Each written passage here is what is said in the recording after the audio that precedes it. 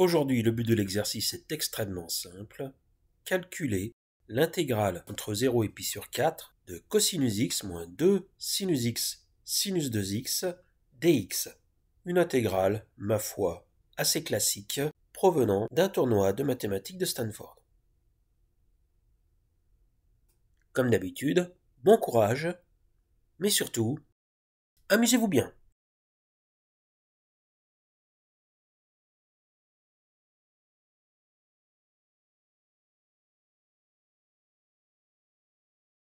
Avant toute chose, une petite remarque.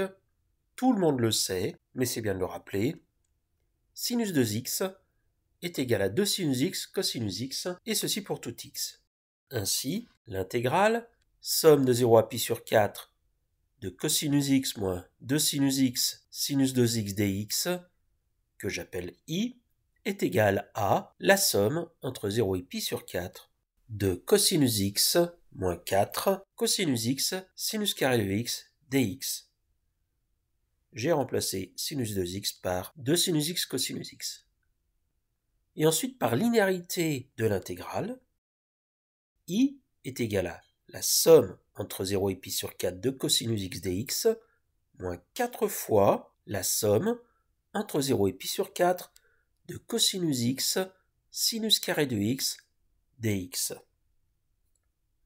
Or, si j'appelle g la fonction définie par g de x est égale à cosinus x sinus carré de x, eh bien g de x est de la forme u' de x fois u de x au carré, avec u de x est égal à sinus x. Et finalement, i est égal à la primitive de cosinus x, c'est-à-dire sinus x prise entre 0 et pi sur 4, moins 4 fois la primitive de g de x qui est égale à sinus au cube de x divisé par 3, prise entre 0 et pi sur 4. I est donc égal à sinus de pi sur 4, racine de 2 sur 2, moins sinus de 0, 0, moins 4 tiers de sinus au cube de pi sur 4, c'est-à-dire racine de 2 sur 2 au cube, qui vaut racine de 2 sur 4, moins sinus au cube de 0, qui vaut 0. Tout ceci est égal à racine de 2 sur 2, moins racine de 2 sur 3.